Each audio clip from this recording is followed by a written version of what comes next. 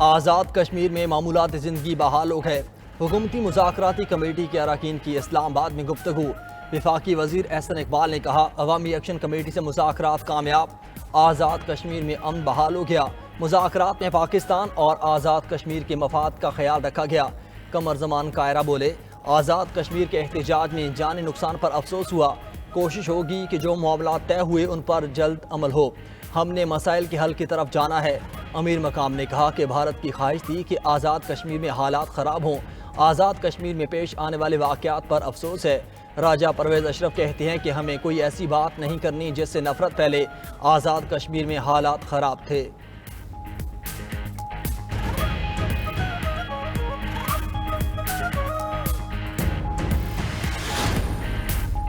وزیر اعظم اور حکومتی کمیٹی کی کوششیں رنگ لے آئیں۔ حکومتی وفد اور عوامی ایکشن کمیٹی کے درمیان مذاکرات کامیابی کے بعد معاہدہ۔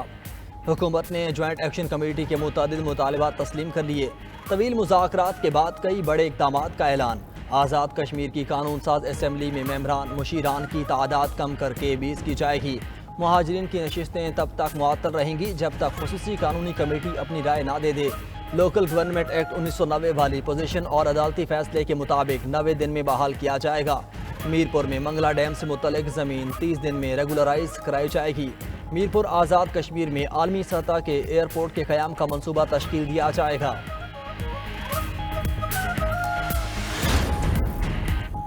دو سالہ جنگ کے بعد غزہ میں امن کی امید۔ حماس نے معاہدے کے 20 نکات میں سے بیشتر تسلیم کرنے پر رضامندی ظاہر کر دی۔ اسرائیلی یرغمالیوں کی رہائی پر بھی رضامندی کا اظہار۔ غزہ کو غیر جانبدار فلسطینی ٹیکنوکریٹس کے حوالے کرنے کی پیشکش۔ اسرائیل سے غزہ میں جنگ ختم کرنے اور اپنی فوجیں نکالنے کا مطالبہ۔ حماس نے ٹرمپ کے غزہ منصوبے پر جواب ثالثوں کو پیش کر دیا۔ حماس کا کہنا ہے کہ اسرائیلی فوج کی مکمل انخلا پر تمام اسرائیلی زندہ اور مردہ قیدیوں کی واپسی کے لیے تیار ہیں۔ دوسری جانب قیام امن کے اعلان کے بعد غزہ کے شہری میں خوشی کی لہر دوڑ گئی۔ حماس کی جانب سے مثبت رد عمل آتے ہی بچے اور نوجوان بھنگڑے ڈال کر خوشی کا اظہار کرتے رہے۔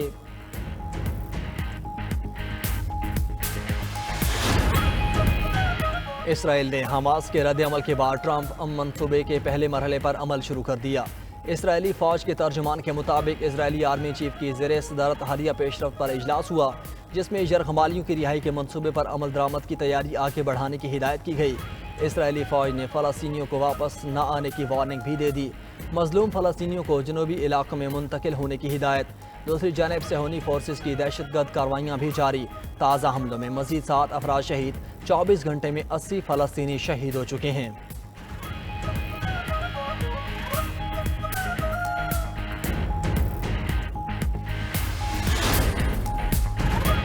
حماس کے مثبت جواب کے بعد امریکی صدر کا اسرائیل سے غزہ میں فوری حملے روکنے کا مطالبہ۔ کہا کہ بیان سے لگتا ہے حماس پائیدار امن کے لیے تیار ہے۔ اسرائیل کو فوری طور پر غزہ پر بمباری روک دینی چاہیے تاکہ یرغمالیوں کو فوری اور محفوظ طریقے سے نکالا جا سکے۔ یہ معاملہ صرف غزہ تک محدود نہیں، پورے مشرق وسطی میں دیرینہ امن سے متعلق ہے۔ ہر کوئی جنگ کا خاتمہ اور مشرق وسطی میں امن چاہتا ہے۔ ٹرمپ نے غزہ امن منصوبے کے لیے قطر، ترکیہ، سعودی عرب، مصر، اردن اور دیگر ممالک کا شکریہ ادا کیا۔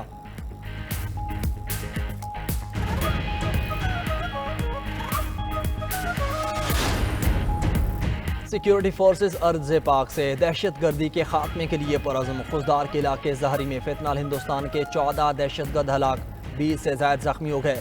کارروائی کے دوران فنتنال ہندوستان کے ٹھکانوں کو تباہ کر دیا گیا۔ آپریشن کے بعد علاقے کے عوام نے پاک فوج کی کامیابی پر خوشی کا اظہار کیا۔ سیکیورٹی فورسز کے حق میں نعرے لگائے۔ ISPR کا کہنا ہے کہ سیکیورٹی فورسز نے اس عزم کا اظہار کیا کہ عوام کے تحفظ اور دہشت گردی کے مکمل خاتمے تک کارروائیاں جاری رہیں گی۔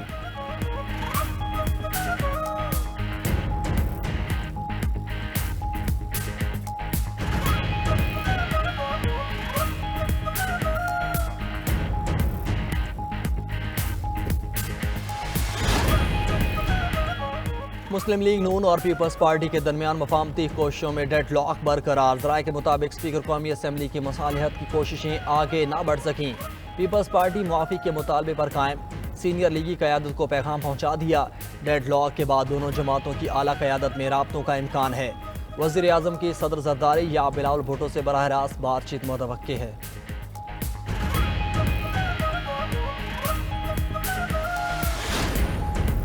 वज़ीर आला मरीम नवाज का दिसंबर तक पंजाब में 1115 इलेक्ट्रिक बसें फ़ाल करने का हुक्म। SRT प्रोजेक्ट जल्द अज जल्द शुरू करने की हिदायत। सूबे भर में वाटर फिल्ट्रेशन प्लांट मनसूबों की टाइमलाइन भी तलब। पंजाब भर के 25 अजला में 31 दिसंबर तक वासा के क़याम का हदफ मुकर्रर। दूर दराज इलाकों से पानी लाने की मुशक्क़त से निजात के लिए घर घर बोतल बंद पानी मुहैया करने का फैसला। वज़ीर आला पंजाब की ज़ेरे सदारत जायज़ा इजलास में 8 बड़े महकमों से तफसीली ब्रीफिंग ली गई। बताया गया कि सैलाब के दौरान मुतासरा इलाकों में 11.5 लाख अफराद का इलाज मुआवजा किया गया।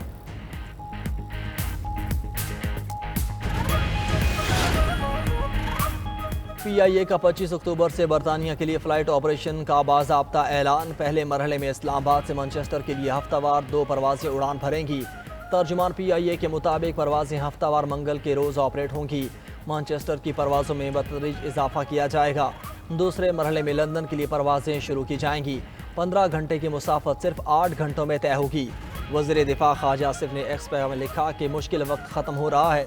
PIA पर PTI दौर में लगी पाबंदियाँ ख़त्म होने जा रही हैं।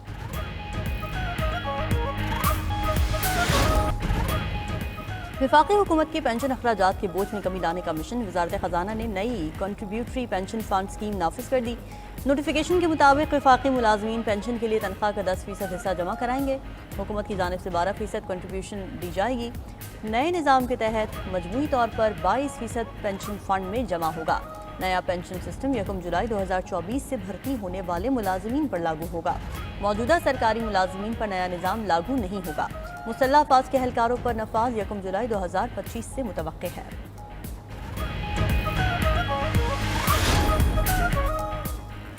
पंजाब के मुख्तलिफ इलाकों में शदीद बारिशें मुतवक्के। 5 अक्टूबर को होने वाली बारिश की शिद्दत ज़्यादा होने का इम्कान। DG PDMA कहते हैं कि बारिशों के बाद सैलाब मुतासरा इलाकों में इमदादी सरगर्मियाँ मुतासर होने का खदशा है। बारिशों से पानी के बहाव में इजाफा मुतवक्के है, मगर शदीद सैलाबी सूरत हाल का खतरा नहीं। इरफान अली काठिया का कहना था कि सैलाब मुतासरा इलाकों में सबसे बड़ा सर्वे जारी है। 2200 से ज़ायद टीमें भी पाक फौज, अर्बन यूनिट, महकमा ज़राअत, महकमा लाइफ स्टॉक और ज़िले इंतज़ामिया के नुमाइंदगान मौजूद हैं। ये टीमें साफ़ और शफाफ तरीके से सर्वे कर रही हैं। उम्मीद है सर्वे 27 अक्टूबर तक मुकम्मल कर लिया जाएगा। अमेरिका का वेनेज़ुएला के करीब बैनुल-अक़वामी पानी में एक और कश्ती पर हमला। अमेरिकी वज़ीर दिफा पीट हेग्सेथ ने हमले की तस्दीक कर दी। कहा कि सदर ट्रंप के हुक्म पर मनशियात ले जाने वाली कश्ती पर हमले की हिदायत की। हमले में 4 मनशियात फरोश हलाक हो गए। कश्ती में बड़ी मिक़दार में मनशियात ले जाई जा रही थी।